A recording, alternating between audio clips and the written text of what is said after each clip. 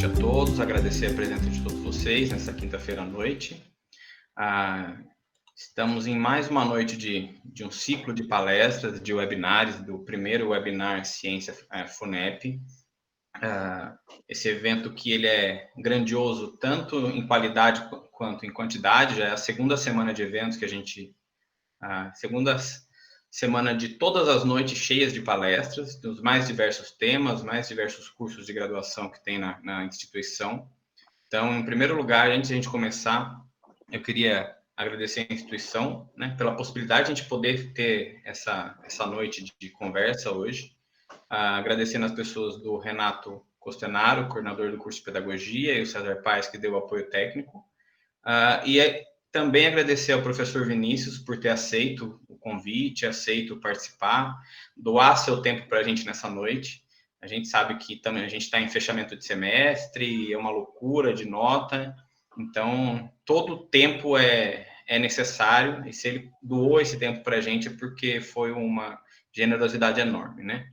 Então a gente vai ter hoje a palestra A Vigilância Arquitetada pela Ditadura Militar Brasileira, em foco, Paulo Freire no exílio. Então, o professor Vinícius, ele é mestre em filosofia, doutorando em História da Educação pela USP, o mestrado foi na Unesp, foi lá que a gente conheceu, né, Vini? E também professor de História do Colégio Claretiano de São Paulo, e vai falar para a gente dois temas que são muito caros, né? Paulo Freire, que é um dos grandes nomes da educação no mundo, teve um impacto significativo na história da humanidade, sem exageros, né? E também no tema da ditadura militar, que é algo que está sendo frequentemente falado na mídia, nos jornais, né? As instituições do Estado Democrático de Direito estão sendo frequentemente colocadas em questão. Então, o tema da ditadura militar acaba surgindo em meio a esse contexto. Justamente da união desses dois grandes assuntos é que surge a palestra do professor Vinícius, que eu agradeço mais uma vez a generosidade em falar com a gente, em apresentar sua pesquisa de doutorado, e sem muitos rodeios, já gostaria de passar a palavra a você, fique à vontade, já compartilhe a sua tela com a gente para a gente poder começar a sua fala. Muito obrigado mais uma vez, Vinícius. Boa noite, pessoal. Agradeço a participação de todos. Em especial, agradeço pelo convite, João. Eu acho que é extremamente importante e necessário esse momento que a gente está vivenciando, ter encontro como esse, né? E é um prazer ter esse momento, ter esse espaço para compartilhar um pouquinho sobre a parte da minha pesquisa de doutorado, né? E assim, quando a gente realiza uma pesquisa acadêmica, muitas vezes a gente fica em um momento solitário, né? Então, poder compartilhar a nossa pesquisa, poder escutar outras pessoas, né? Para a gente ter outras visões, indo e melhorando nosso objeto de pesquisa, é sempre um prazer. Então, eu agradeço muito pelo convite, pela oportunidade, e agradeço de forma muito especial a todos que também se disponibilizaram, né, reservaram esse tempo para que a gente pudesse juntos conversar e juntos discutir um pouquinho sobre a ditadura militar brasileira, sobre o Paulo Freire, que o professor João falou, né, é um autor, é um intelectual da educação extremamente importante, extremamente necessário, e que, muito depois de sua morte, né, constantemente ele é atacado, constantemente ele é tentado censurar os seus ensinos, né, as suas lições. Então, eu preparei uma fala, eu preparei aqui um slide, sobretudo, né, para me guiar e para facilitar a compreensão de todo mundo que está participando, né. Eu peço desculpa desde já, se porventura eu ficar nervoso ou a não correr tranquilamente, porque é uma ferramenta que nós estamos aprendendo a lidar, né, sobretudo neste contexto de pandemia. Então, nós estamos aprendendo a utilizar essa ferramenta e, enfim, eu vou compartilhar minha tela com vocês. Vinícius, só antes da Oi. gente iniciar de vez, eu queria pedir para as pessoas deixarem o microfone mutados, né, no mudo, e, se possível, desligar as câmeras também para a nossa conexão ficar mais estável. Aí acho que a gente não tem tanto problema. Além disso, as perguntas podem ser feitas no chat ou a gente faz no final, aí as pessoas participam com voz, mas como elas preferirem, tá joia? Mas podem enviar suas perguntas pelo chat durante a palestra sem problema, pessoal. Vai lá, Vinícius. Vou desligar a minha E também. antes, tá? Só antes da gente começar, eu só queria falar uma questão que, assim, o nervosismo aumenta um pouco, né? Porque aqui entre todos que estão participando tem uma querida amiga e professora que foi minha orientadora de iniciação científica e ela está aqui participando, então, assim, aumenta um pouquinho a responsabilidade. Mas agora que é a hora, Vinícius. Agora que você tem que mostrar que deu certo.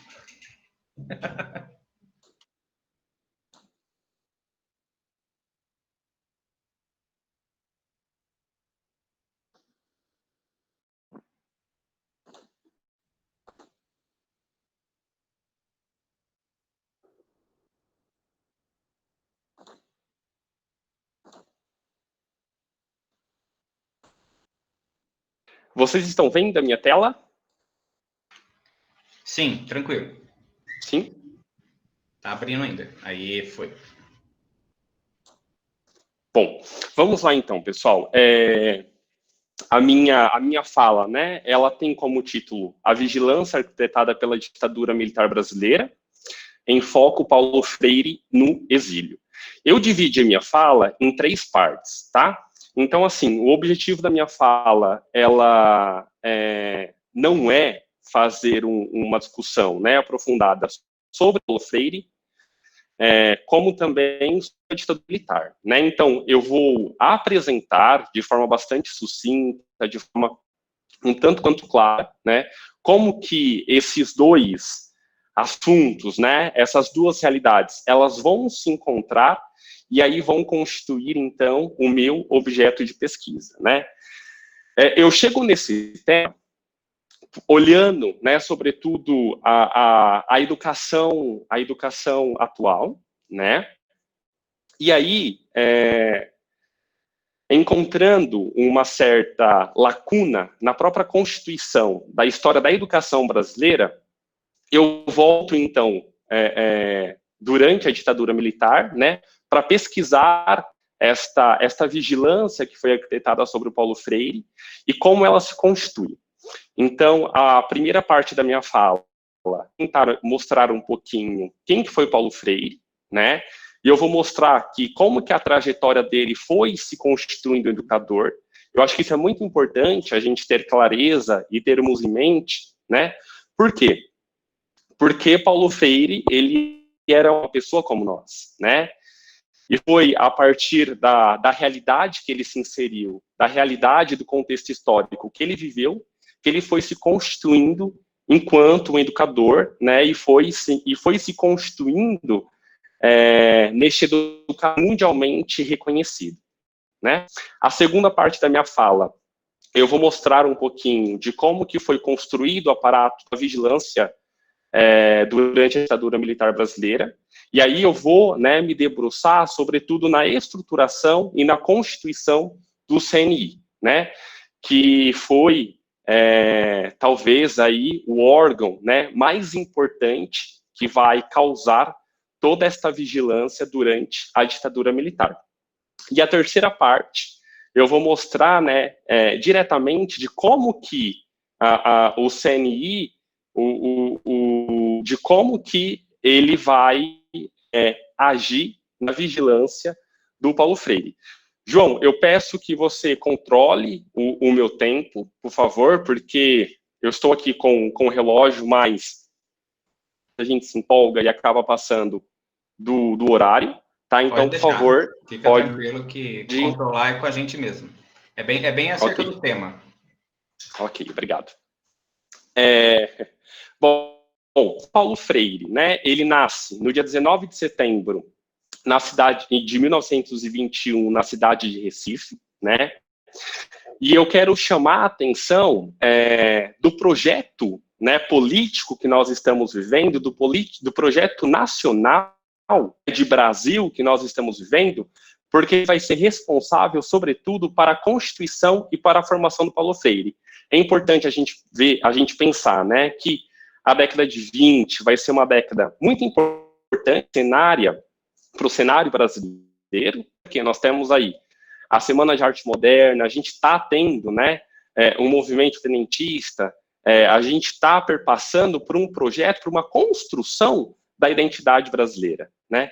Então, eu acredito que neste momento que ele nasce e o Brasil está vivenciando esta realidade, isso vai ser, sobretudo, bastante importante para a formação deste recém-nascido, né, que vai se tornar, acredito que, o maior educador brasileiro. Então, essa Constituição brasileira vai ser extremamente responsável e importante para a formação e instituição de Paulo Freire, né? O pai dele era um polícia militar, tá? A mãe dele era uma dona de casa. Ele tem mais alguns irmãos, né? E o pai dele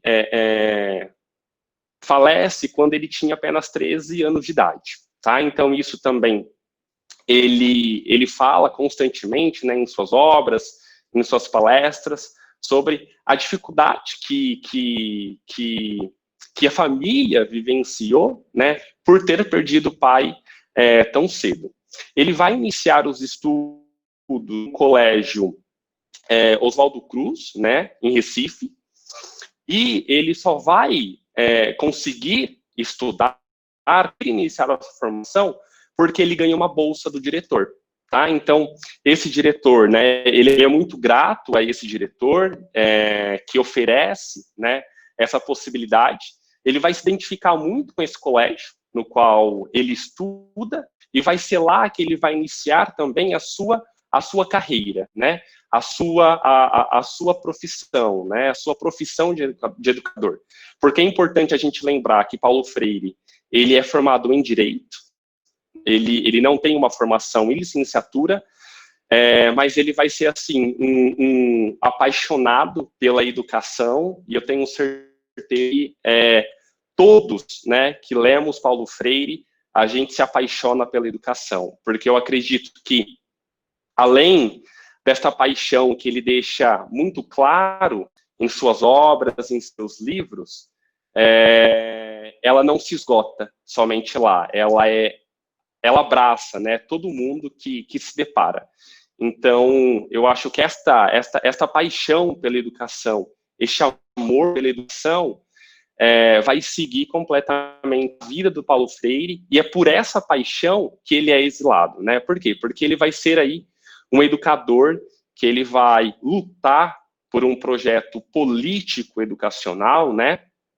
Como nós vamos conversar um pouquinho mais à frente. Então, como eu estava dizendo, vai ser no Colégio Oswaldo Cruz que ele vai iniciar a sua formação. Ainda enquanto estudante, ele vai ser auxiliar de disciplina, e depois que ele conclui a sua graduação em Direito, né, não vai atuar como advogado na área jurídica, né, na área do direito, ele já vai seguir logo para a área educacional, e logo quando ele acaba, então, a sua graduação, ele se torna professor de língua portuguesa do colégio. E aí, em 1944, vai acontecer, né, um dos principais motivos da gente conhecer e como nós conhecemos o Paulo Freire atualmente. Porque ele vai casar, né, com a Elza, em 1944, a sua primeira esposa, e é, sobretudo, a partir deste casamento que ele vai, né, se apaixonar ainda mais pela educação, e é a partir, então, dessa aproximação da Elza com o Paulo Freire, que ele vai se dedicar 100% às questões educacionais. Então, nós podemos dizer, tá, inclusive o Paulo Freire, ele também disse isso a todo tempo, né, que a Elza foi a grande responsável pelo pensamento Paulo Freire, pela filosofia Paulo Freire, né, pela constituição deste, se não, né, a mais responsável. Então, assim, ela vai ser a leitora, né, a leitura número 1 do Paulo Freire, e é a partir da leitura que ela faz que as suas obras, elas são alteradas, elas são modificadas, são publicadas. Em 1947, ele vai ser nomeado diretor do SESI, tá? E é a partir da nomeação desta direção que ele vai começar a realizar os seus trabalhos de alfabetização de jovens e adultos, tá?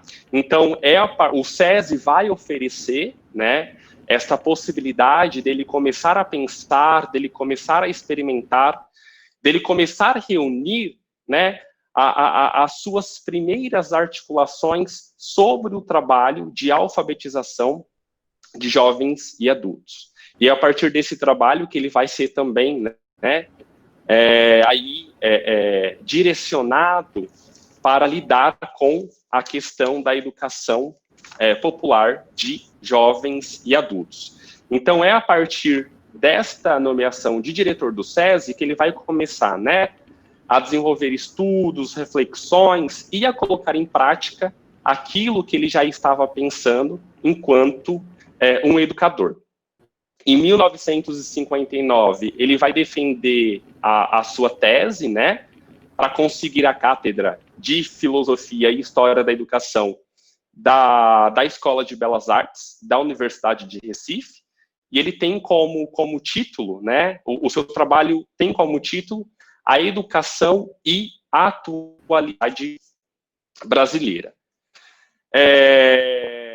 Sobre a influência, ele é uma pessoa, né, bastante carismática e bastante cristã, tá?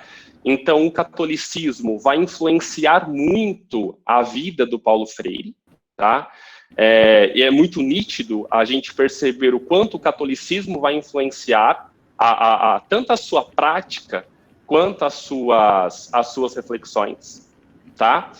E é a partir, né, desta influência do catolicismo e a partir da doação de uma sala que a paróquia dele vai disponibilizar, que ele vai começar a realizar os primeiros encontros, tá? Os primeiros encontros. E essa casa, né, era chamada de Casa Amarela. Esta sala que foi doada pelo padre de sua paróquia, e é neste momento, então, que ele vai começar a organizar os seus encontros, né, as suas rodas de cultura, é nesse espaço que ele vai ter os primeiros... eu acho que tem alguém que está tentando, querendo falar, tem alguém com o microfone aberto. Alguém quer falar alguma coisa? Adriana, seu microfone está aberto, se você puder mutar aí pra gente, por favor.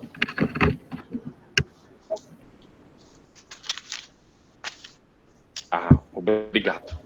Bom, então, eu vou continuar. Então, ele vai começar, né, a organizar e sistematizar de forma mais ampla a sua própria metodologia, podemos dizer assim, a partir, então, desses encontros que acontecem na Casa Amarela. Em 1960, foi criado o Movimento de Cultura Popular, e tanto a Elza quanto o Paulo Freire, né, vão participar aí com os grupos que lideravam esses movimentos, e é o Movimento de Cultura Popular, né, que vai, no ano de 1960, inventar e construir os círculos de cultura. E é a partir deste momento que a gente tem uma reinvenção da escola. E nós temos uma reinvenção da escola, sobretudo para atender, né, os jovens e adultos, para começar a alfabetizar esses trabalhadores. Então, a gente tem aí no início dos anos 60, a partir do movimento do movimento de cultura popular, nós temos, né, os primeiros círculos de cultura, que vai ser o grande responsável para ampliar depois o projeto maior que nós temos do Paulo Freire, né, que é a alfabetização de jovens e adultos. Em 1961, ele vai se tornar professor de História da Educação da Universidade de Recife. Assim, e ele não poderia ser diferente, né? Porque o que ele vai fazer quando ele assume, né, este cargo? E ele vai abrir a universidade, né? Ele vai quebrar, né? Ele vai destruir os muros da universidade, né? E vai colocar a sociedade dentro da universidade e a universidade dentro da sociedade. Eu acho que é um sonho de todos os educadores, né? Eu acho que é o sonho de toda pessoa que a universidade, ela rompa os seus muros e todos temos acesso àquilo que ela produz, né? Que o conhecimento não fique somente restrito dentro da universidade e para os seus, né? E eu acho que tendo essa experiência, é isso que nós estamos fazendo aqui nessa noite, né? Trazer a discussão, aquilo que a gente produz na universidade. Eu acho que é a gente trazer para todo mundo, a gente abrir, né? Eu acho que esse é o objetivo da universidade. A universidade, ela não pode ficar restrita, né, nos seus muros, somente lendo e produzindo para os seus, e é isso que ele vai fazer. Então, assumindo, né, a diretoria do Departamento de Extensão e Cultura, ele vai realizar e ampliar as suas experiências de alfabetização de jovens e adultos, tá? E é a partir, então, deste momento que ele vai realizar a sua experiência em Angicos, e é a partir dessa experiência em Angicos que Paulo Freire, ele é tido como um subversivo e ele é conhecido nacionalmente, né? E também mundialmente. Então, em 1963, em uma cidade do Rio Grande do Norte, com a iniciativa do governo, ele vai iniciar a sua primeira aplicação de sua filosofia. Eu utilizo, inclusive, a palavra filosofia, porque eu acredito que é muito pequeno, é muito restrito a gente utilizar a palavra método Paulo Freire, né? A palavra método. E eu acredito também que, assim como ele deixou em diversas vezes bastante claro, ele não gosta, né, que a sua filosofia, o seu pensamento, a sua prática educativa seja lida como um método, né? Porque método é aquilo que você restringe, ou aquilo que você pode aplicar sem fazer uma crítica, né? Sem você trazer para a realidade que ela está sendo aplicada, né? Então, a filosofia Paulo Freire não é um método, tá? Ela é algo para além, tá? Por quê? Porque a sua principal defesa é a educação, por uma educação crítica, por uma educação libertadora. Então, o método seria algo que muitas vezes não possibilitaria esta questão, né? Então, a partir de então, Paulo Freire, ele vai ganhar um reconhecimento nacional e internacional, e ele começa a incomodar, né? Ele começa a incomodar, sobretudo, a política, né? E começa a incomodar a elite, né? E a partir deste projeto que ele realiza em Angicos, que ele é considerado um subversivo, ele é considerado um comunista, ele é considerado um doutrinador. É importante a gente pensar que a educação, assim como tudo na nossa sociedade, é um campo de disputa, né? E a educação, ela pode simplesmente possibilitar uma situação de conformidade, né, com o seu tempo, ou ela pode, né, incitar uma transformação social, uma transformação para que a igualdade fosse conquistada e a desigualdade fosse superada. Então, nessa disputa que ele vai estar, é nessa disputa da educação enquanto uma possibilidade de transformação. Então, o Paulo Freire, ele está neste cenário. É a partir desta luta por uma educação democrática, por uma educação igualitária, que ele vai se constituindo, que ele vai se formando enquanto educador. A experiência de Angicos, né, esta experiência que vai possibilitar a aplicação, né, do seu projeto de forma bastante ampla, e o seu projeto ele vai possibilitar a alfabetização de jovens e adultos em cerca de 40 horas.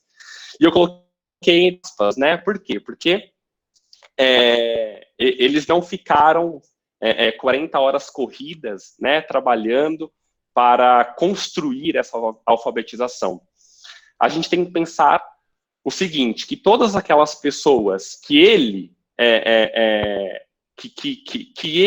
e a equipe, né, estava atuando para construir, para possibilitar essa alfabetização, os alunos, os estudantes eram trabalhadores, né?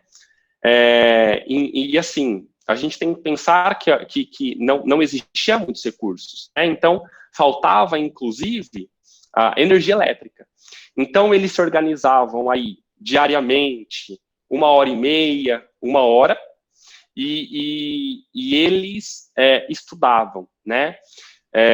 Estudavam e começaram, né, a construir o seu primeiro processo formativo, né? Então, muitos desses trabalhadores não tinham tido a oportunidade de nunca pegar um lápis, pegar uma caneta, ter contato com o livro. E foi a partir, então, deste processo, né, de alfabetização realizado em Angicos, que esses trabalhadores, né, essas pessoas vão começar a ter esta possibilidade. E, assim, radiante a alegria, né? É bastante, assim, emocionante a vermos os depoimentos das pessoas que foram alfabetizadas a partir deste projeto, né? Em sua maioria, todos os trabalhadores, todos os camponeses, se alegrando, tendo a possibilidade, a oportunidade de escrever, né, o seu próprio nome, assinar um documento. Então, assim, é arrepiante, né? Este projeto que ele realiza é contagiante. Eu acho que é impossível qualquer educador, né, qualquer pessoa que tenha aí este compromisso com a educação não se sinta contagiado a partir desta experiência. Então, eles se uniam, né, e aí, por mais de um mês, tendo todos esses encontros, né, num total de 40 horas, muitas pessoas foram alfabetizadas, tiveram a sua primeira possibilidade de escreverem, né, de ver o seu nome escrito pelas próprias mãos, né. E devido ao sucesso de alfabetização, a gente tem que pensar que nacionalmente o índice, né, de alfabetismo era muito grande, tá? Então, tendo essa dimensão bastante grandiosa, este projeto vai inspirar o Plano Nacional de Alfabetização e o Ministério da Educação e Cultura, o MEC, vai começar a encabeçar esse projeto em governo do João Goulart. Então, a experiência, né, ela vai causar aí um alvoroço na cidade que ela estava sendo implementada, né? Por quê? Porque o Paulo Freire, a educação para ele não era apenas você ensinar as pessoas a escreverem, né? Inclusive, assim, uma de suas principais máximas, né, que a leitura do mundo precede a leitura da palavra, né? Então, por entender que a educação é um ato político, né, um ato político no sentido de você conscientizar, né, e você mostrar essas desigualdades que estavam na estrutura da sociedade brasileira, vai causar este alvoroço, né, porque a gente vai ter logo, né, com o projeto de alfabetização de jovens e adultos, a gente vai ter uma greve, né, de trabalhadores, que eles vão, né, se recusar a trabalhar enquanto os direitos não fossem garantidos. E quais direitos eram esses, né? Um direito de uma de trabalho, né? Direito a descanso, né? Direito a você receber. Então, isso vai incomodar muito, né, a elite local e e como também aquelas pessoas, né, que não queriam que as pessoas fossem alfabetizadas, porque uma vez que elas fossem alfabetizadas, seriam aí pessoas que atuariam de forma, né, direta por meio do voto do cenário político, tá? Então, vai ser o início para ser acusado de comunismo, tá?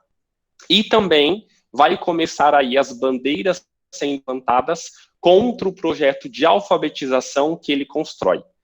E é muito importante a gente pensar que Paulo Freire, quando ele chega nessa cidade, quando ele chega em Angicos, ele não chega com uma postura de arrogância, com uma postura, né, de um intelectual que sai da universidade e vai impor o seu, né, aí entre aspas, o seu método para a população. Não, ele vai, né, junto com sua equipe, ele começa a conversar com as pessoas, né, e o que ele vai fazer? Ele vai encontrar aquilo que é denominado, né, de palavra geradora.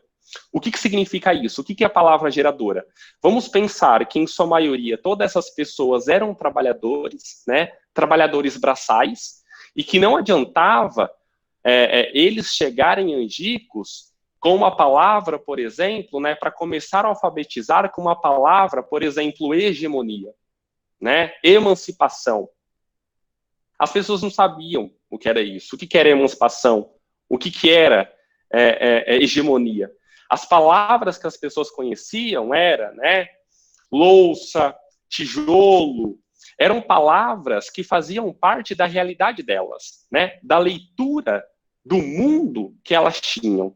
Então é isso que ele vai fazer, ele vai escutar, ele vai com essa a ação, nós podemos dizer que a ação do Paulo Freire é uma postura e uma ação de humildade, né, que ele vai aprender.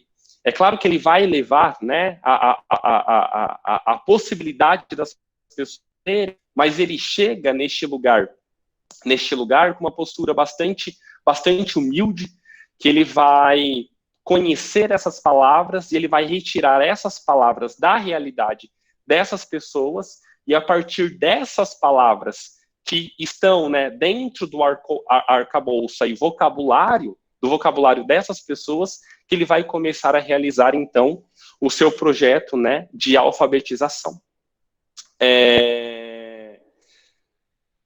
O plano, né, nacional de alfabetização pelo MEC visava, né, a elevar o letramento para até 6 milhões de brasileiros, né, e isso não significava simplesmente que 6 milhões de brasileiros pudessem assinar os seus nomes. Não, isso significava algo maior.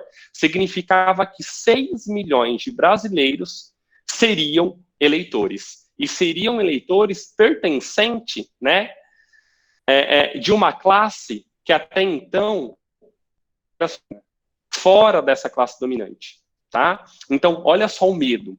Olha só o alvoroço e o susto, né, que os grandes líderes temiam. Né? Por quê? Porque se 6 milhões de pessoas fossem alfabetizadas e aprendessem, né, a ler, aprendessem, ficassem conscientizados, né, dessas desigualdades, com certeza isso mudaria os desígnios, né, da nossa política nacional.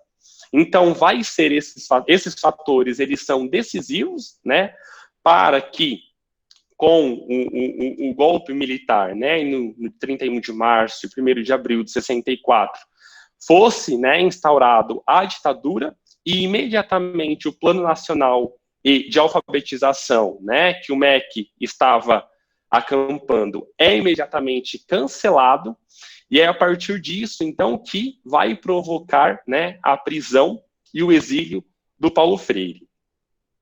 Aí nós vamos ter o exílio dele, né? Ele vai ficar aí mais ou menos 15 anos em exílio, tá? Ele imediatamente, a gente teve, né, aí a constituição da ditadura em abril de 64, em novembro ele já vai para a Bolívia, tá? Ele fica até 64, ele vai para o Chile em 64 e fica até 69, e é bastante importante a gente pensar que durante este período que está exilado no Chile, ele vai produzir duas obras, né, fundamentais, que a primeira, em 67, é a educação como prática da liberdade, e em 68, né, tem a produção do seu principal livro, né, do livro que eu acredito que é o mais conhecido e o mais lido, né, A Pedagogia do Oprimido. É interessante a gente pensar que durante todo o tempo de exílio, ele nunca se mostrou insatisfeito no sentido de parar de atuar com o projeto educacional, né? Acho que essa situação do exílio dá mais motivação, né? Dá mais energia para ele atuar e sempre defender uma educação plural, uma educação consistente, né?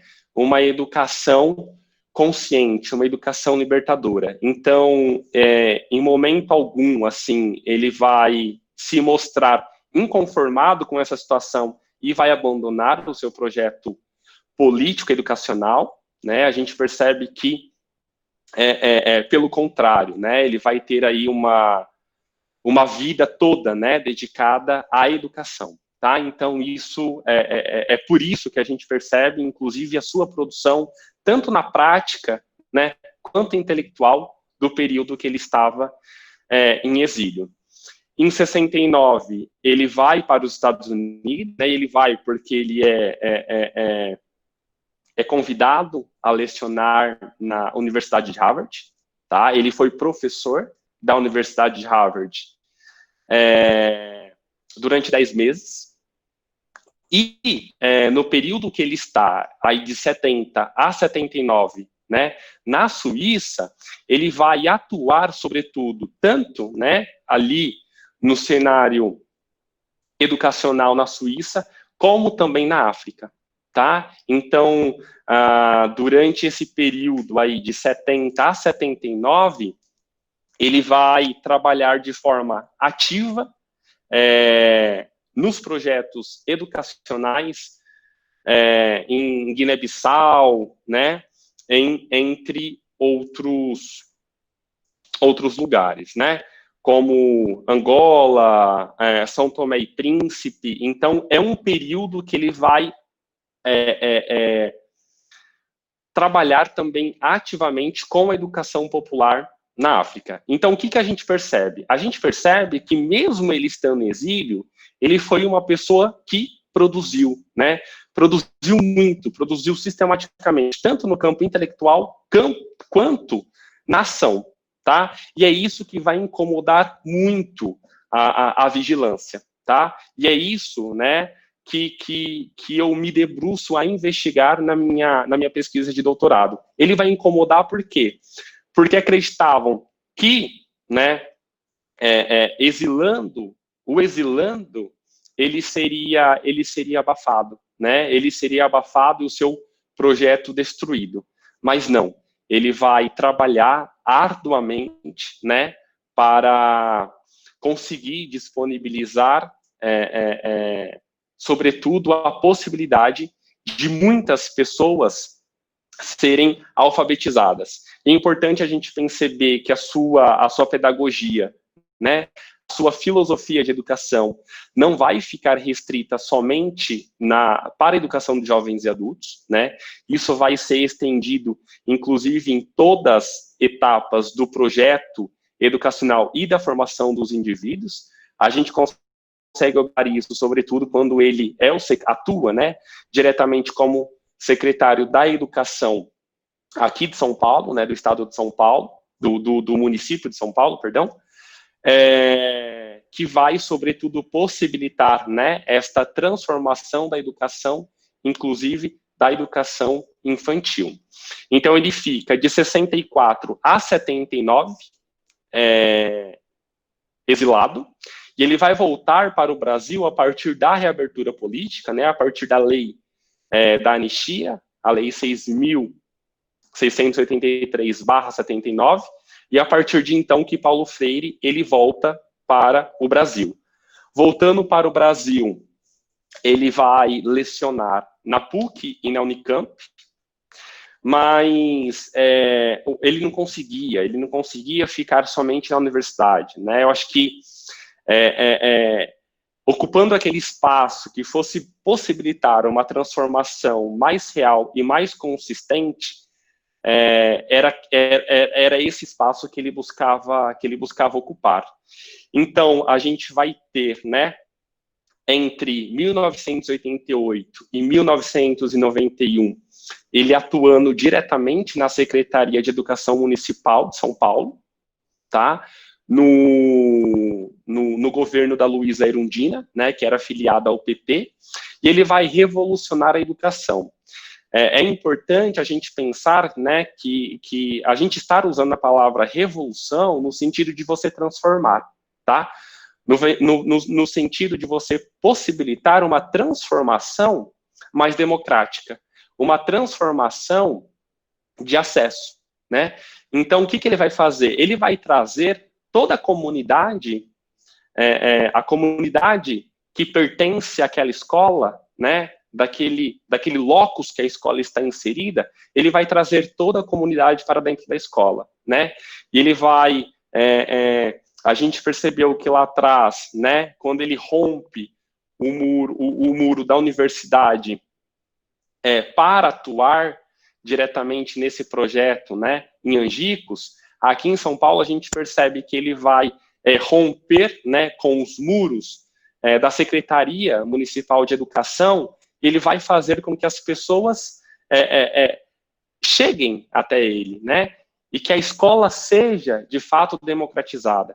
Novamente, ele não vai impor nada, né, ele vai, sobretudo, conversar com aquelas pessoas que estavam neste cenário de educação e juntas vão construir, vão pensar uma educação, uma gestão educacional de forma diferente, tá?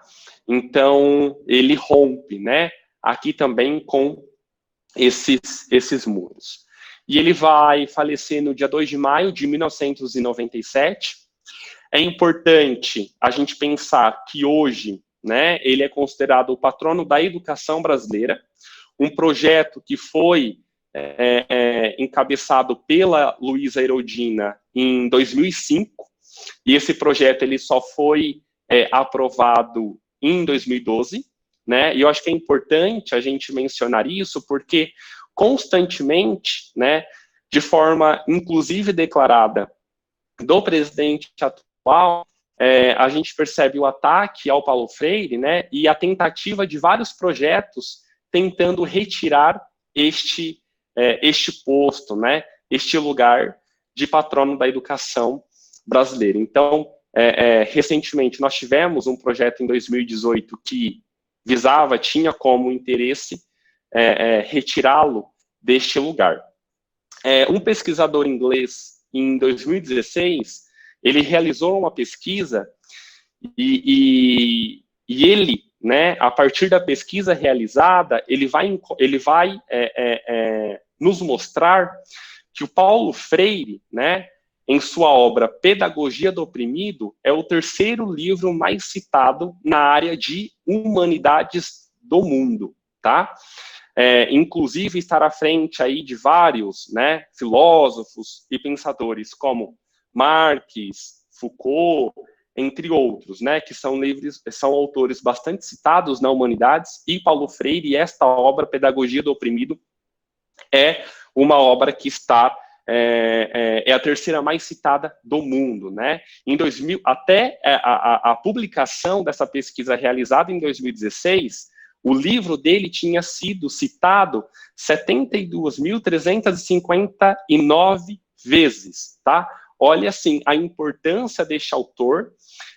Infelizmente, aqui no Brasil, nós lemos pouco o Paulo Freire, né? Nós não damos a importância necessária que ele merece, tá? E eu acredito que ele é um autor que consegue, né, dialogar com esses acontecimentos que nós estamos vivenciando na educação. Então, nós precisamos nos dedicar e lermos cada vez mais, né, a sua produção, porque é uma produção, assim, magnífica. As principais ideias, né, ele vai criticar uma educação bancária, no sentido daquela educação tradicional que não coloca o estudante enquanto um participante do processo educativo. Oi. Você pediu para eu te avisar, são 10:08. Tá. Pode continuar. Ok. Tá, então eu vou seguir para a minha segunda parte, para a gente conseguir entender o processo, então, de sistematização. E aí eu peço desculpa, porque eu vou falar de forma mais breve, não vou me aprofundar tanto, tá, nas questões, por conta do tempo, para a gente, inclusive, ter a possibilidade de discutirmos e caminharmos para o debate, porque é fundamental, né? Então, ele é um defensor da educação popular, democrática e libertária.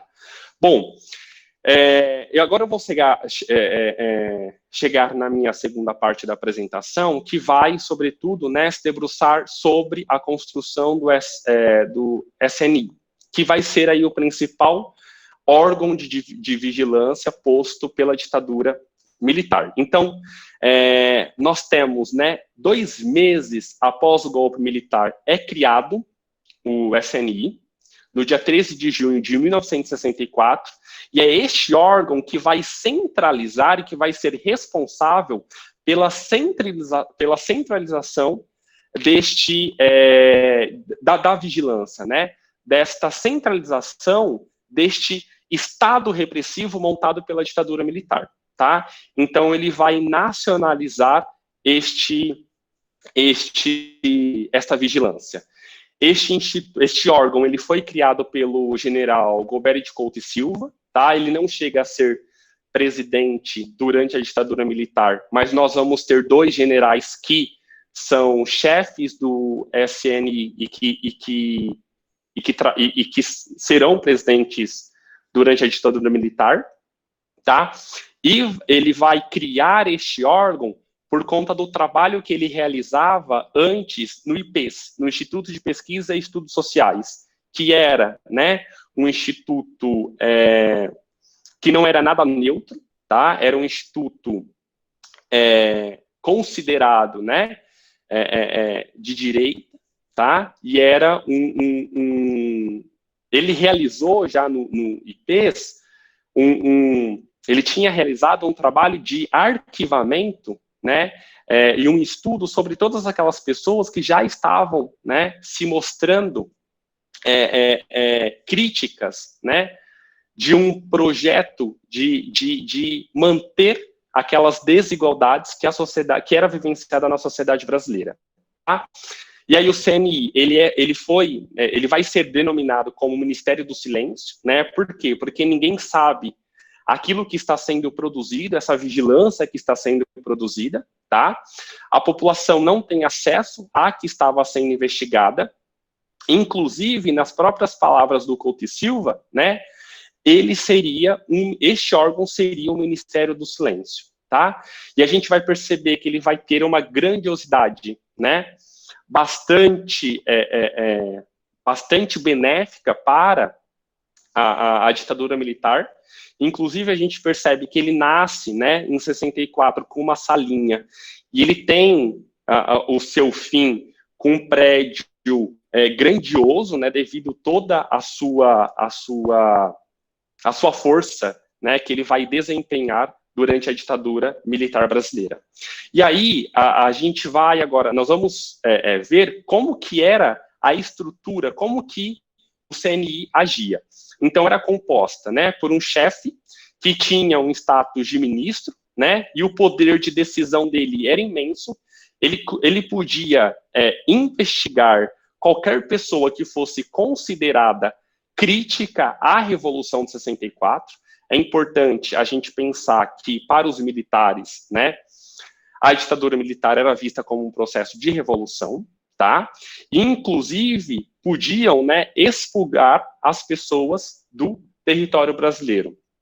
E o Serviço Nacional vai acumular, então, fichas de diversas pessoas, né, que eram suspeitas, e assim, o Paulo Freire vai ter aí não só uma gaveta, mas como várias prateleiras, né, porque a ficha dele vai ser bastante grande.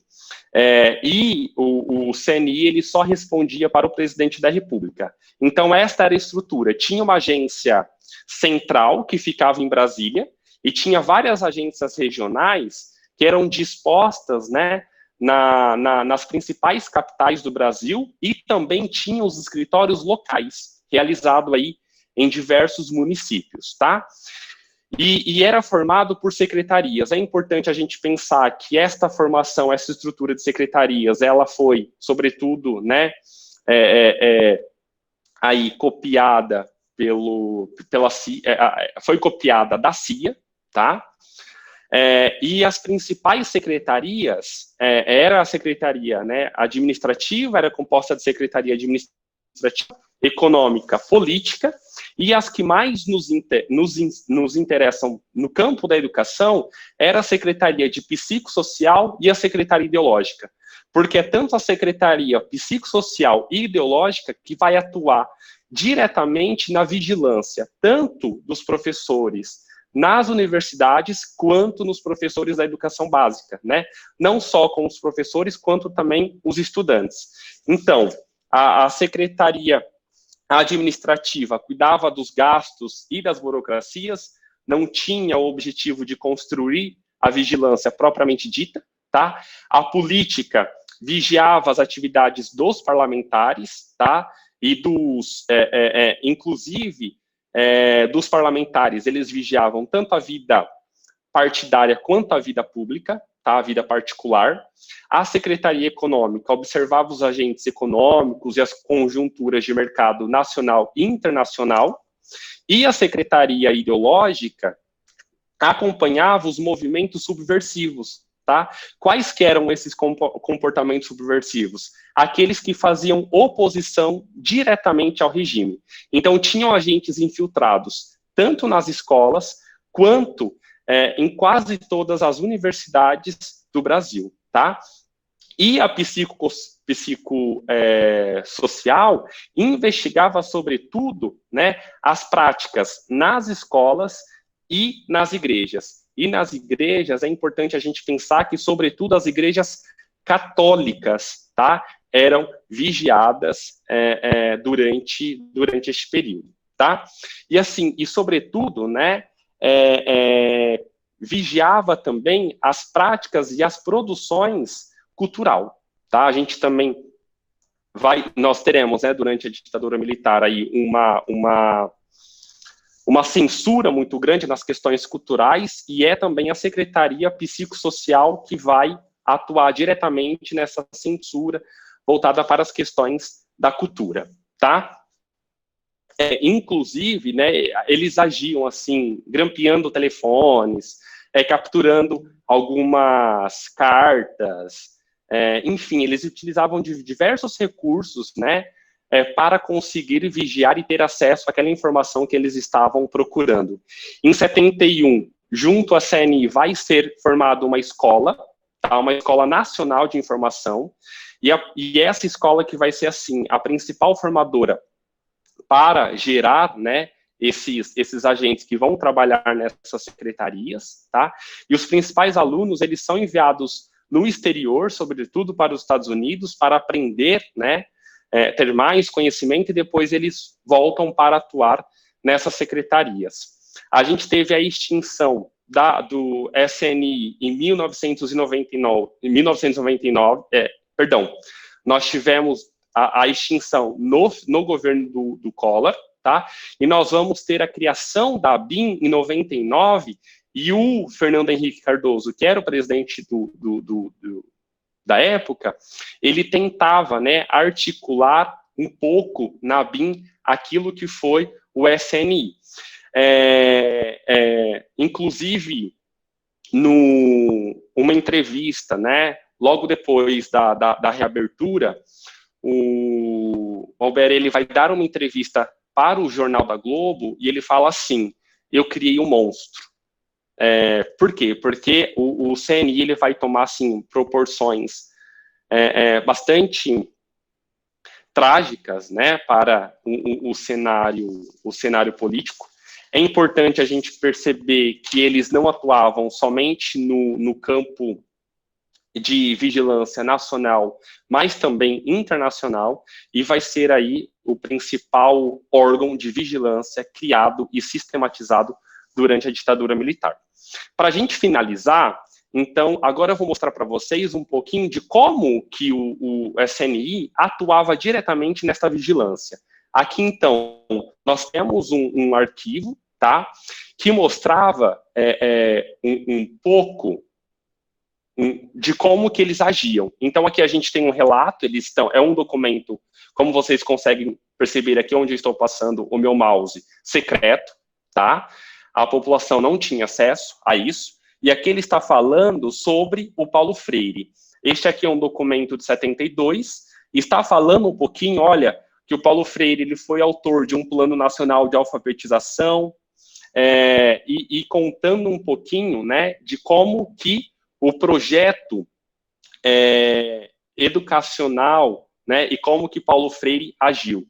Aqui também nós temos, né, falando que ele foi professor em Harvard, que não era de interesse do Brasil conceder o passaporte, e que o Paulo Freire só estava andando pelo mundo por conta de um documento que ele conseguiu durante o momento que ele estava em exílio na Bolívia, tá? Ele vai atuar também no Conselho Mundial das Igrejas, tá? Aqui um outro documento para a gente analisar aqui, ó, difusão do CNI, está, né, relatando sobre a presença do Paulo Freire em Portugal.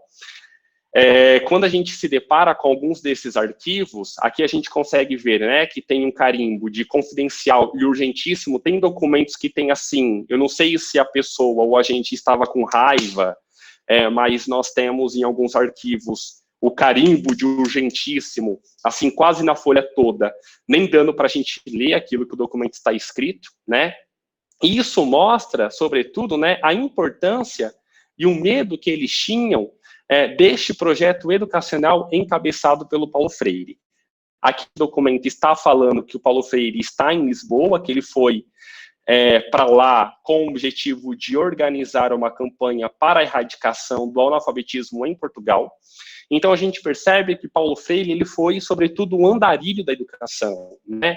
Ele vai construir aí uma educação, a possibilidade de uma educação, não somente no Brasil, como no mundo. Aqui, um outro documento de 73, que a gente percebe também que era um documento confidencial, né, produzido e difundido pelo CNI, está falando deste momento que Paulo Freire estava em Paris, né, que ele tinha chegado em Paris. Então, assim, ele pisava em um determinado lugar e esta estrutura o acompanhava. Tá? Aqui um outro documento, este aqui fala que ele foi convidado em 69 para ser professor na Universidade de Harvard, que ele vai chegar de Santiago, né, e vai ser professor da Universidade de Harvard. E para a gente finalizar, eu acredito que eu não consegui apresentar para vocês, né, tudo aquilo que foi o Paulo Freire, porque eu não tenho este este poder e esta capacidade de síntese. Eu acredito que eu nem conseguirei fazer isto na minha pesquisa de doutorado, mas eu acho que os artistas, eles conseguem sistematizar o objetivo e dar, né, uma grandiosidade que nós muitas vezes não temos. Então, para a gente finalizar, eu acredito que, eu confesso que é rápido, eu vou compartilhar com vocês um vídeo de 2 minutinhos de um poema, né, um poema que foi realizado por um poeta fantástico daqui de São Paulo, e que ele consegue trazer de forma bastante sucinta, de forma bastante apaixonante. Eu acredito que todos, né, que tivermos aí a possibilidade de vermos este poema, nós seremos completamente assim tocados e contagiados pela educação, né? Pelo pensamento, por esse pensamento que possibilita uma construção libertária. Então, eu vou encerrar aqui a minha apresentação e vou compartilhar esse vídeo com vocês. Para quem quiser ter todo acesso ao documentário, a TV Sesc realizou um documentário sobre a vida do Paulo Freire, com 5 episódios, e este trecho que eu vou mostrar para vocês é deste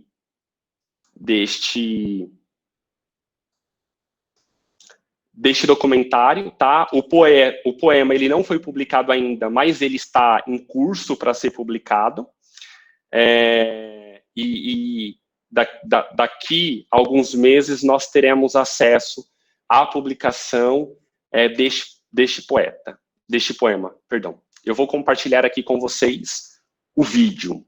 Pessoal, enquanto compartilho o vídeo, a gente vê o vídeo, quiserem ir pensando nas perguntas, pode colocar aqui no final, pode ser por áudio também, depois que encerrar a apresentação. Fiquem à vontade.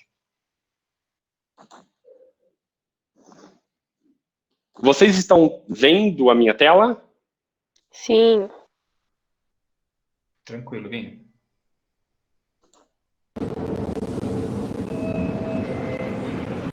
Estação Jardim Romano.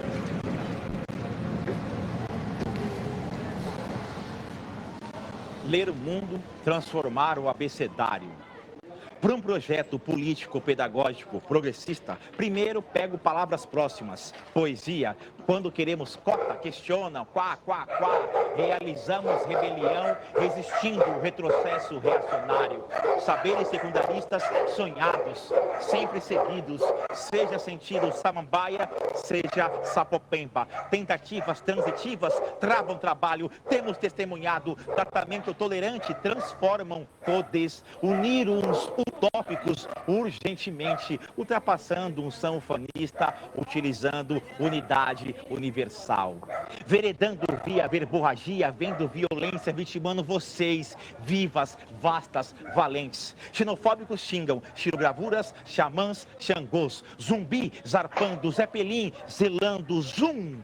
Alfabetizar amorosamente alcança amadurecimento, aprendiz acolhido, atingindo assunção, assumindo autonomia. Beabá bancário, basta, burocratização baronesa, botando baderna, bradando, bando bolivariano. Competências curriculares, consultando comunidades, coparticipando, construindo conhecimentos críticos com curiosidade. Docentes dispostos, dialogando democraticamente, dissente, descrente dos direitos disponíveis, emocionante. Escolas educando epistemologicamente, esperançosos, exigindo ética. Ética é estética. Formadoras, formadores freirianos, falas fundamentais. Formulações fatalistas fenece, fórmula farisaica. Gestão genocida gera grupos gentrificados, greves, guardas, gás, golpes, gol! Humanos históricos hoje habitando holisticamente, havendo humildade, habilidades híbridas humanizarão. Indago, impeachment, inexiste ideologia? Justiça, jeitinho, jogral, jovens juntos, lendo letreiros, lugares, leva a levantes latinos. Linguagem lírica, liberta, lapida. Memorização, método mecanicista maligno. Melhoraram o magistério, mas ministérios malvados mercantilizaram. Neoliberais negam o nivelamento nacional, não noticiam neutramente, negligenciam nossas narrativas.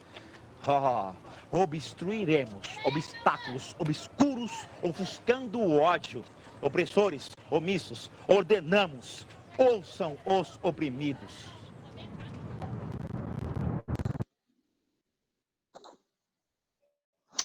Bom, então com esse excelente poema, né, que a gente consegue aí sentir a potência e a energia daquilo que foi Paulo Freire, daquilo que foi a pedagogia Paulo Freire, né? Eu costumo, assim, pensar, hoje, se Paulo Freire fosse, né, estivesse vivo e fosse produzir alguma obra, eu acho que a pedagogia, né, que ele escolheria para ser um título de seus livros, seria a pedagogia da desconstrução, né, porque eu acho que a gente está em um momento da educação brasileira que a gente precisa desconstruir, né, desconstruir todos esses preconceitos, desconstruir tudo aquilo que nos distancia de uma sociedade, né, democrática e igualitária. Enfim, eu acho que a gente pode... Agradeço o momento que vocês me ouviram, peço desculpas se eu fui maçante, enfim. Eu acho que a gente pode encaminhar para o debate, para as questões. Vinícius, muito obrigado, foi ótimo, não foi maçante, imagina, pelo contrário, acredito que a gente poderia ficar te ouvindo mais algumas horas sobre todo esse assunto bastante interessante e muito... Não fala assim, porque eu acredito, e aí eu vou fazer com que todos fiquem aqui, que a gente fique assim, conversando durante bastante tempo. Teremos novas oportunidades. Temos 4 perguntas por enquanto. A Renata gostaria de fazer por voz. Então, Renata, fica à vontade. Por favor. Oi, Vinícius. Olá. Parabéns pela palestra. Achei linda, muito legal. Pena que tem um tempo restrito, podia continuar falando mesmo. Bom, eu vou fazer 2 perguntas, na verdade, que são mais curiosidades, tá? Sobre a sua pesquisa. E tem muito a ver com a primeira parte da sua fala, principalmente, na hora que você apresentou a vida, né, e a obra do Paulo Freire. E aí eu queria saber uma coisa. Primeiro, se o seu trabalho vai fazer uma análise do que veio antes dele, em termos de projeto pedagógico, para ver o quanto ele está se contrapondo também dentro da pedagogia, sem ser só a questão política, né? E como esse outro projeto pedagógico que veio antes estava ou não alinhado com a política da época, sabe? Se ele estava realmente sendo transformador em vários sentidos, né? E a outra questão, que tem a ver com uma coisa que você levanta, que assim, ele não queria que o trabalho dele fosse chamado de metodologia, né? E aí eu fico pensando que quem segue Paulo Freire hoje, né, no campo pedagógico, trabalha com a ideia de estar usando uma metodologia, né, um modo de trabalhar. Então, por exemplo, partir da realidade do aluno, daquilo que o aluno sabe, para depois, né, ir para os outros campos do conhecimento, né, aumentar esse campo do conhecimento, é muito a ideia dele da alfabetização, né, vem dessa prática dele. E aí eu fico pensando se hoje é problemático, daí eu queria te ouvir um pouco, né, uma curiosidade mesmo, se você acha problemático chamar isso de metodologia, né, em termos de ciência mesmo. Ok. Como que a gente faz? Eu respondo, a gente vai fazer um bloco? Acho que você pode ir respondendo, senão acaba esquecendo a pergunta. Não sei como você prefere. Tá. Renata, muito obrigado pela participação e por essas questões. A Renata, ela é professora, trabalha junto comigo. Bom, eu não analiso na minha pesquisa, né? Eu não vou analisar esses projetos pedagógicos e educacionais que vêm antes a Paulo Freire. Porque a minha questão, eu não vou, assim, nem abordar durante a minha pesquisa a pedagogia Paulo Freire, né? Eu não tenho como um interesse em construir, né, uma análise daquilo que ele vai produzir enquanto pedagogia, enquanto projeto brasileiro. A minha pesquisa ela vai se debruçar, sobretudo, como que esse órgão de vigilância ele vai atuar, né, nesta arquitetura de vigilância acerca do Paulo Freire durante o momento que ele está exilado, durante o momento que ele está em exílio. Então, por não me debruçar sobre a questão da própria produção pedagógica do Paulo Freire, eu não vou analisar a história, né, da educação brasileira que vem antes dele. A segunda questão que você coloca, né, que a gente pode fazer uma discussão, a questão do método, é no sentido que ele inclusive não gosta de ser, né, de ser visto como uma pessoa que vai produzir um método de educação.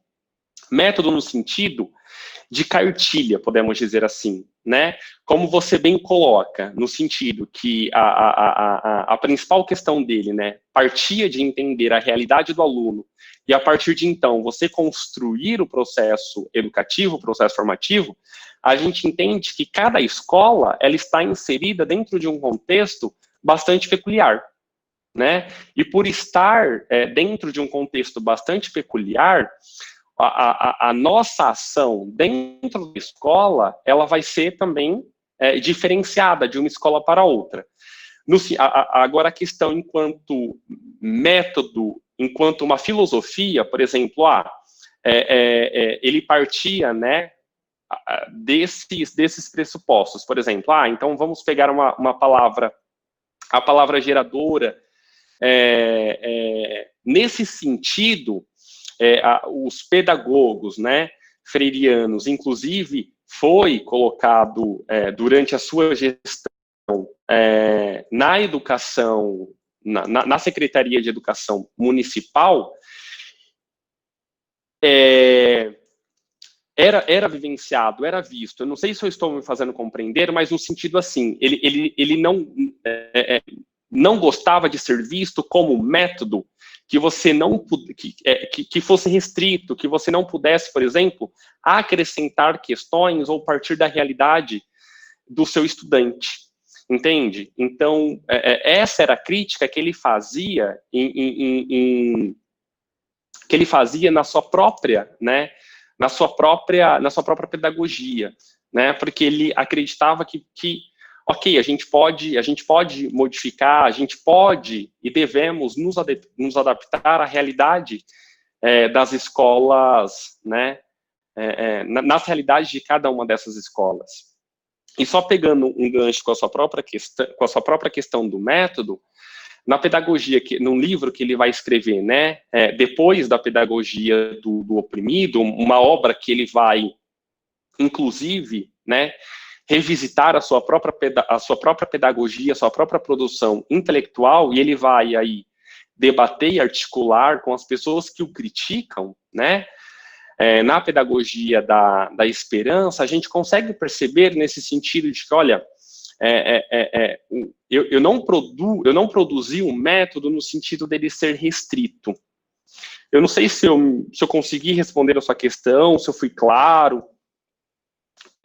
Se você quiser comentar mais alguma coisa, a gente pode debater. Não, sim, ficou super claro. Para ele, eu entendi perfeitamente qual que era a questão para ele. Eu perguntei mais até como curiosidade como você vê, se você acha que é um problema chamado de metodologia, entendeu? Hoje em dia, principalmente, quando a gente já usa, né, como uma questão de método reflexivo até, né? Não tão fechado, né? Uhum. Mas eu acho... só uma curiosidade mesmo, eu entendi. Tá, ok. Eu acho que assim, a educação, né, nós que estamos na sala de aula, nós não podemos, por exemplo, em momento algum, distanciar aquilo que nós estamos estudando do nosso contexto, né? Então, acredito que isso é fundamental e essencial para o processo formativo educacional. Eu acho que você apenas perpassar um conteúdo, né, não é uma prática, eu acho que não é uma prática educativa democrática, podemos dizer assim, né, e eficiente, perdão, e inclusive eficiente, né. Eu acho que a educação o tempo todo, né, a questão que nós estamos discutindo, ela precisa o tempo todo ser problematizada, ser questionada, ser revista, ser repensada, né, porque a gente tem que pensar que existe diversas formas, né, da gente ler e entender aquilo que está sendo produzido, aquilo que está sendo discutido, né, porque eu acho que a história,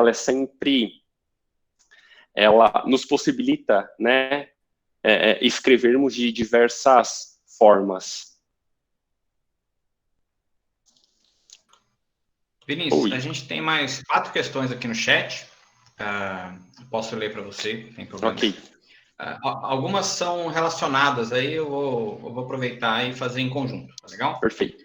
Então, a Marília pergunta o seguinte, ela diz o seguinte: houve várias narrativas a respeito de militantes de esquerda que organizaram grupos de alfabetização durante a vida clandestina. Gostaria de saber se existe algum que tenha tido influência direta de Paulo Freire.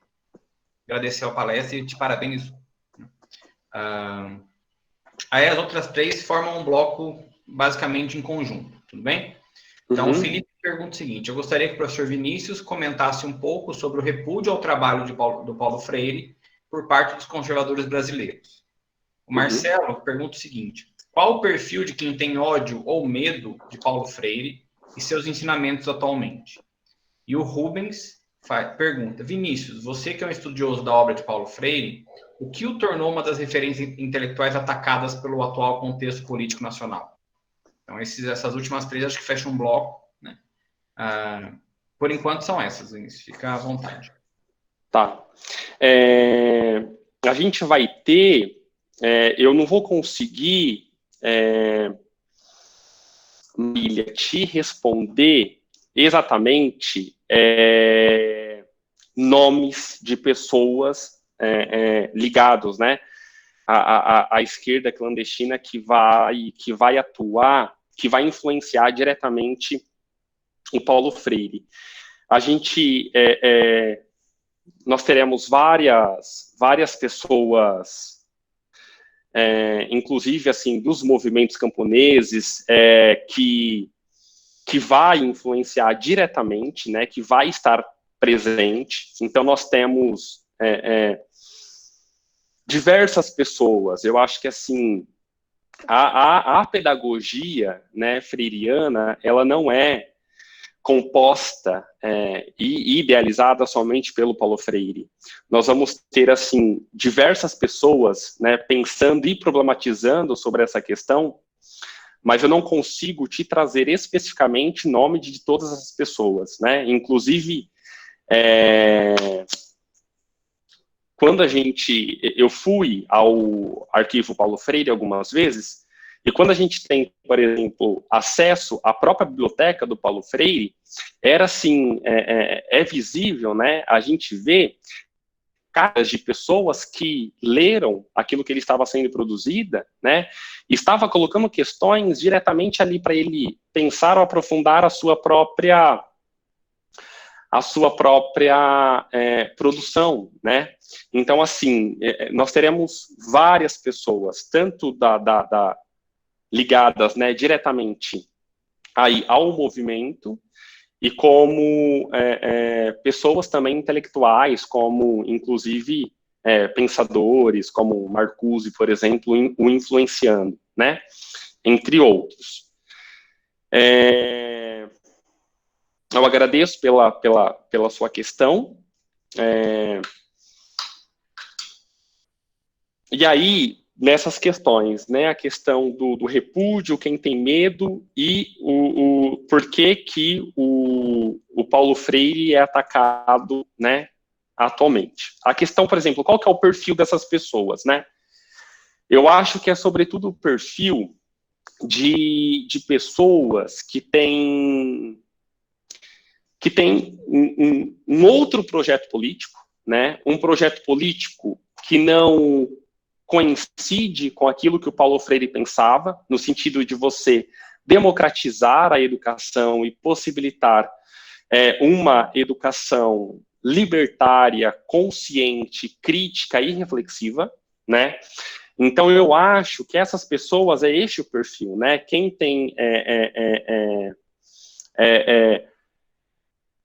medo, quem cria, né, estigmas. Eu acho que, assim, o Paulo Freire, até para a gente entender um pouquinho deste perfil que foi construído, né, este perfil, esse rótulo que foi construído acerca do Paulo Freire, enquanto uma pessoa, né, subversiva, era sobretudo porque ele estava possibilitando a leitura crítica do mundo, né?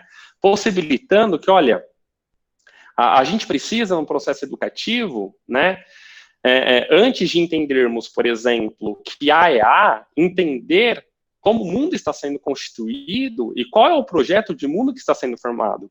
Então, essas pessoas, né, que veem o Paulo Freire como um perigo, né, como uma ameaça, são essas pessoas que têm medo, né, de uma educação democrática, porque se tivermos uma educação democrática, né, isso rapidamente tem as suas consequências naqueles que dominam o cenário político, né? Então, foi construído, a gente vê, né, atualmente, sobretudo com a Escola Sem Partido, um projeto de educação que é claramente não neutro, né? Não neutro, né? Inclusive, a educação ela não é neutra, a educação ela é um ato político, né?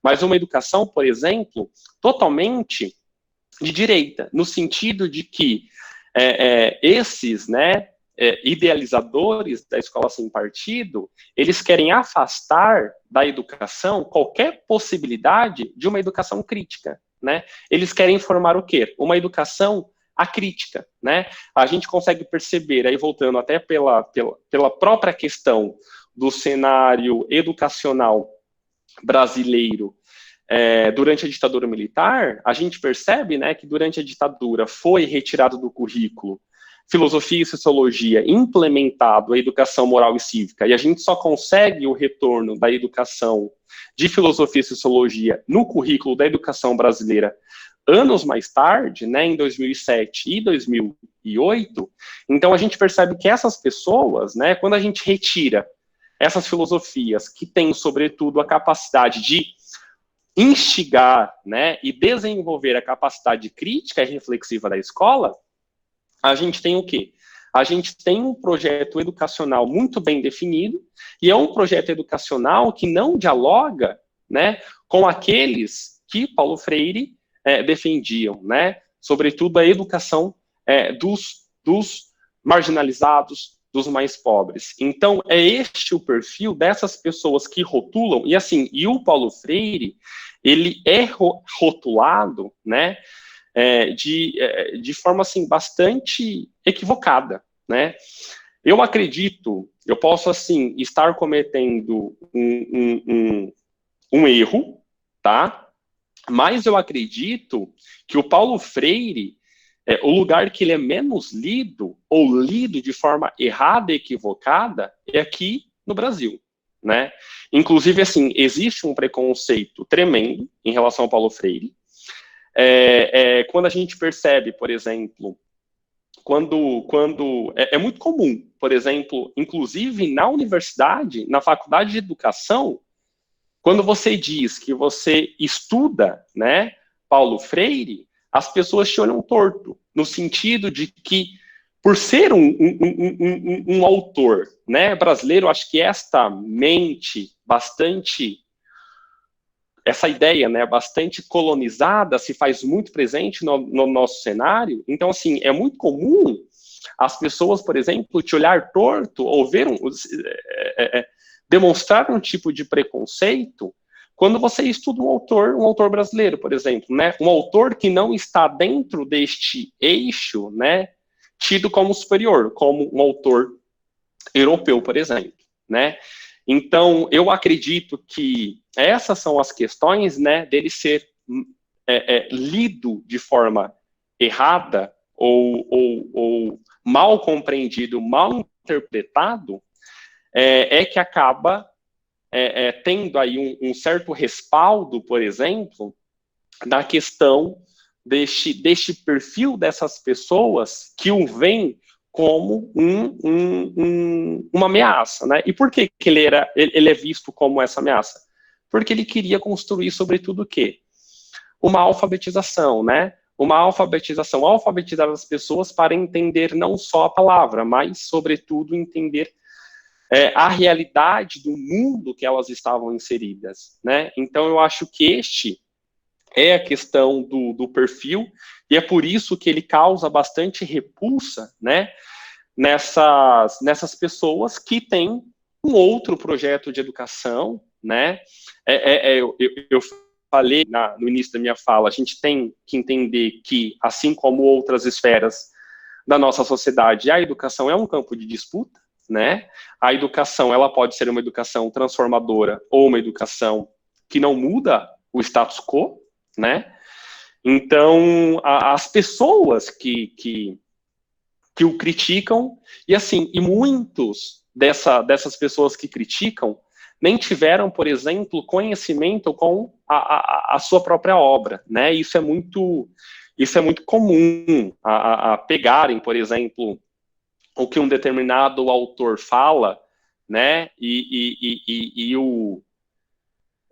Criticando Paulo Freire e vai estender essa crítica sem mesmo ter contato com a sua própria obra, né? A gente consegue entender que nós estamos em uma realidade que infelizmente é essa, né? Por exemplo, nós estamos em uma realidade que nós temos uma pessoa que se diz filósofo e assim, influencia de forma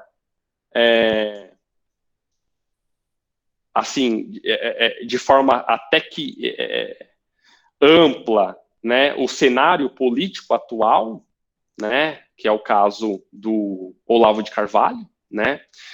Então, assim, eu acho que inclusive o próprio Olavo de Carvalho, né, já teceu diversas críticas ao próprio Paulo Freire, e assim, isso mostra, né, qual que é o projeto educacional defendido pelo Paulo Freire e qual que é o projeto, para a gente entender, educacional, tanto, né, defendido pelo Olavo de Carvalho, quanto daqueles que hoje estão pensando a escola sem partido. Eu não sei se eu respondi, se alguém tem mais alguma questão, se vocês ficaram satisfeitos. Eu acho que tá ótimo, Vinícius. Qualquer coisa, eles se manifestam aqui no chat mais uma vez.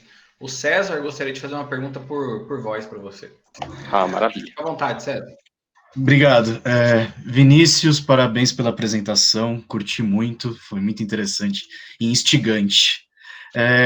Uma pergunta voltada à parte de história mesmo, porque me incomodou um pouquinho essa parte de ver que a SNI, quando ela foi desmantelada, teve um gap até a ABIN, né? E eu queria saber se isso pode ter comprometido também, por exemplo, a pesquisa documental voltada a esses órgãos, ou se há alguma análise voltada a isso, porque parece que mesmo com a redemocratização ela ainda funcionava, e até depois a ABIN, depois com Fernando Henrique Cardoso, né? Parece ser estranho isso, né? Pelo menos olhando nesse recorte temporal, sabe? E eu só queria complementar um pouquinho, fazer um comentário sobre o que você falou dessa última questão, né?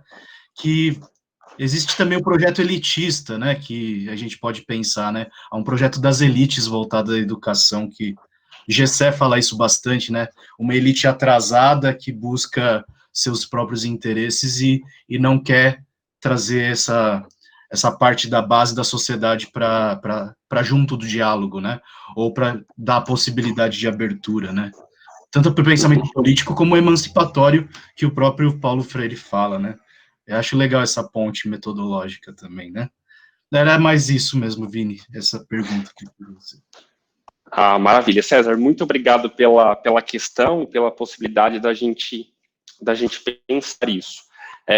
Sobretudo, isso que você fala, né, desse projeto educacional da elite, né, eu acho que isso está voltando com bastante força, né, sobretudo a partir destas tentativas, né, e ataques a uma educação democrática e a uma forma de você implementar uma educação intitulada como neutra, e quando a gente percebe que o que eles querem, né, introduzir é uma educação completamente acrítica, né? Justamente quando a gente teve, então, né, o fim da CNI, a gente vai ter a questão da formação da BIM, né, em 99. A gente vai conseguir ter acesso a esses documentos em 2005, né? Bem depois do processo de reabertura. E, assim, até hoje, por exemplo, nós não temos todo esse arquivo digitalizado, né?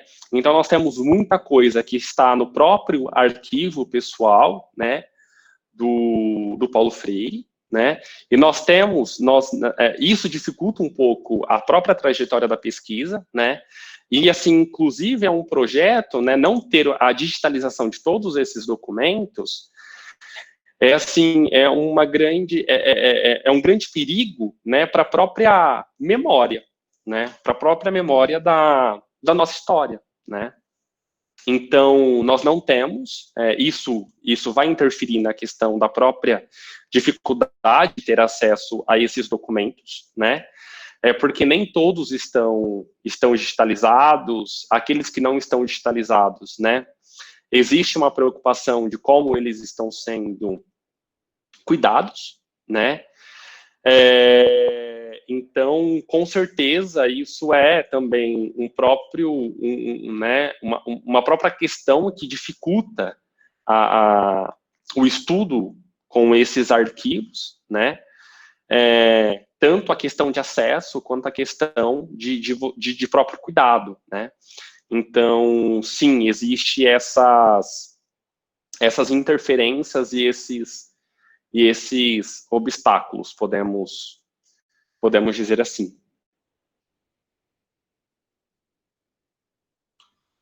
Pessoal, mais alguma questão?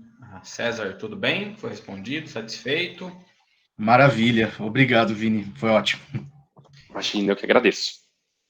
Bom, pessoal, acho que a gente não tem mais questão, já estamos quase 9 horas da noite, né? Então, acho que a gente pode caminhar para o encerramento. Vinícius, muito obrigado, foi uma fala muito clara, realmente deixou a gente curioso para poder ter acesso ao resultado da sua pesquisa, o final, né? Então, continue desenvolvendo a sua pesquisa. Se vai acontecer, né? Por favor, né? Porque eu acho que a gente vive nesse contexto, né, de, por exemplo, de ataques às ciências humanas e, sobretudo, à universidade. Então, a gente espera eu espero, assim, que esse trabalho possa ser realizado e concretizado, mas, assim, há perigos e ameaças, então, a gente teme. Então, como a gente disse no começo, né, muitos desses temas que você comentou de anos atrás parece muito familiar, parece muito recorrente atualmente, né? Então, realmente deixa a gente com a pulga, faz com que a gente fique atento, né? Então, principalmente a área da humanidades é uma área que precisa ficar atento atualmente a esse Sistema Nacional de Informação, todo esse tipo de ferramenta, de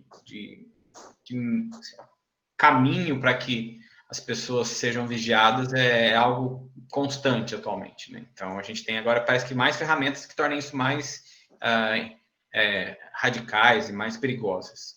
Então, eu queria agradecer mais uma vez ter doado o seu tempo, suas 2 horas de noite de uma quinta-feira. Foi muito claro, foi muito enriquecedor, aprendemos muito. E mais do que isso ainda, é legal quando a gente acaba uma palestra e a gente fica com vontade de saber mais sobre o assunto. Então, você conseguiu fazer essa sua parte de deixar a gente curioso para saber como que termina seu trabalho e para ir buscar mais informações sobre o Paulo Freire também, aqueles que não têm tanto acesso e não têm tanto conhecimento. Então, muito obrigado. Eu que agradeço a participação de todos, agradeço, tem vários colegas, amigos aqui participando, alunos também, ex-professores, eu acho que isso é fundamental, né? Eu acho que a minha prática educativa, ela se dá sobretudo por conta desses professores que eu tive, né, e dos alunos que eu tenho, e dos amigos que estão sempre comigo. Então, acho que agradeço muitíssimo a participação de todos vocês, assim como Paulo Freire, né, via e acreditava que a sua própria pedagogia ela não era feita somente por ele. Eu acredito que a minha formação enquanto sujeito, enquanto humano, enquanto um professor, se dá por conta que nós temos essa possibilidade de nos formarmos e nos construirmos e evoluirmos, né, a cada dia. Então, agradeço muitíssimo a FUNEP pela oportunidade, ao professor João pelo convite, e a todos e todas que separaram esse dia, que a gente viu, debater um pouquinho sobre Paulo Freire. Enfim, se eu conseguir terminar a minha pesquisa, né, se a situação política for favorável a isso, eu quero, com certeza, compartilhar com vocês o resultado dela e esses momentos, né, eu estava até comentando com os amigos, inclusive com os alunos também, que nesse momento que nós estamos, né, de isolamento, a gente fica um pouco perdido em relação a não ter muito ânimo, né, para fazermos as coisas, porque é muito difícil quando a gente liga a TV e lida e vê, né, a quantidade de pessoas que perderam as suas vidas, né, familiares que perderam entes queridos. Então, eu acho que esse momento que nós tivemos aqui é um momento que me fortalece enquanto educador, enquanto pesquisador. Por isso, eu agradeço muitíssimo pela oportunidade e a todos que dividiram esse momento comigo. Muito obrigado. Vinícius, obrigado. Realmente, esse tipo de momento é mais um momento de luta, é mais uma oportunidade para a gente se mostrar relevante e fazer a diferença, né? Então, muito obrigado mais uma vez. Agradecer mais uma vez a FUNEP por realizar esse evento, possibilitar que a gente possa desenvolver uma discussão sobre Paulo Freire, sobre ditadura militar, sobre temas que são recorrentes e importantes para a gente ter. Quanto mais consciência a gente ter sobre isso hoje, mais preparado a gente está para enfrentar a realidade. Então, eu queria agradecer a todos. A gente teve um ótimo público durante todo esse tempo, né? Então, obrigado a todos que participaram. Antes de encerrar, a gente tem a continuidade do evento amanhã e sábado, amanhã à noite e sábado a gente tem inúmeras palestras que vocês podem participar, fazer inscrição no site. E, posteriormente, a palestra será disponibilizada no YouTube e no canal da TV FUNEP. Mas isso ainda vai demorar um tempinho, mas em breve vai estar lá. Então, e amanhã